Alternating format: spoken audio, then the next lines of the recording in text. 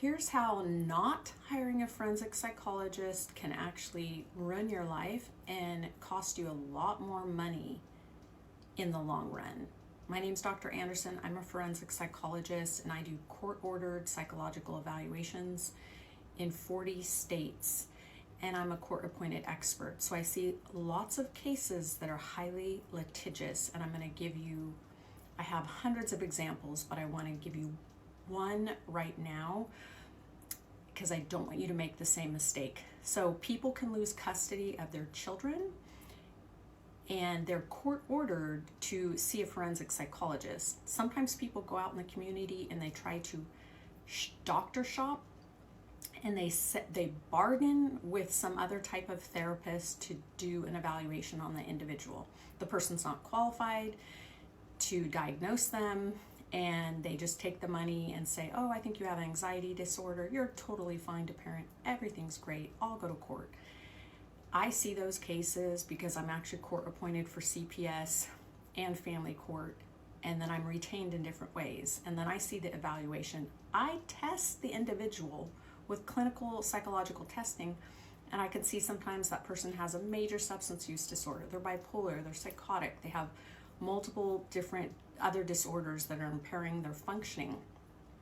And I tell them, you need to get treatment for these things, or you need to get meds.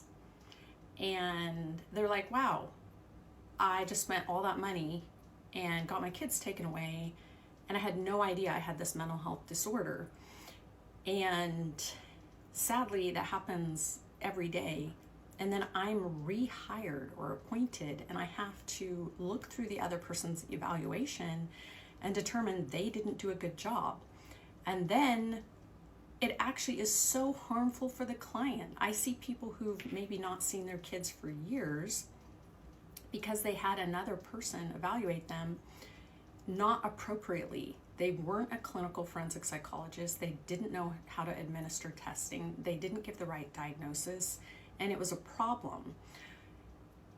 And it's sad because they end up spending way more money than they need. And I wish that people, what's happening right now is I'm getting it every single day. People are calling me and saying, oh, I need this type of evaluation, a mental health diversion evaluation, some sort of court-ordered evaluation.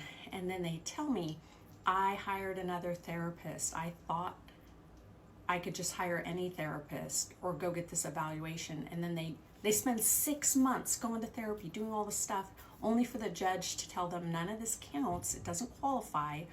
Go see a licensed psychologist. Now the judges are telling the clients, you need to go see a forensic psychologist. So they're calling me, and then I redo the whole evaluation. But sadly, people could have gotten it done right the first time around, and I feel bad that they were misled, or their attorneys didn't know, or they didn't have the right information, or they didn't know what a forensic psychologist's role is in the court.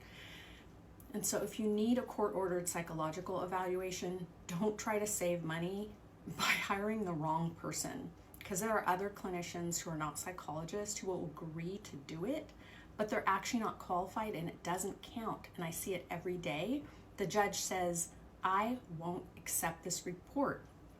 It just happened recently at the Superior Court level. A psychologist did a report, said somebody had basically said the person had no real mental disorder or anything, but it wasn't a forensic psychologist and they didn't do testing. And I have to throw that psychological report out and do a whole new one. And it cost $5,000. So, but that person wasted years of their life or all this time seeing someone else who wasn't qualified. And I don't want people to make the same mistake. If you want to meet with me, it's $500 an hour for just a consult. And if you don't qualify, or I say that I can't do your report, you don't have to pay the remaining amount. But for a full evaluation in the court report, it is $5,000, and it can be life-changing to get it done right the first time. Right now, during the holidays at the end of the year, I'm getting lots of people who have run out of time by the end of the year. They have obligations for parole or probation or the court to get updates to the judge about how they're doing in treatment or therapy. And the only person qualified to do a lot of times is a forensic psychologist. So what I do is a records review and get all their information and give the updates to the court. So anyway, if you need my services, I'm happy to help. You can ask me any questions on this platform and I will answer them. I really just want people to get the right information about what a forensic psychologist does and why it's so important.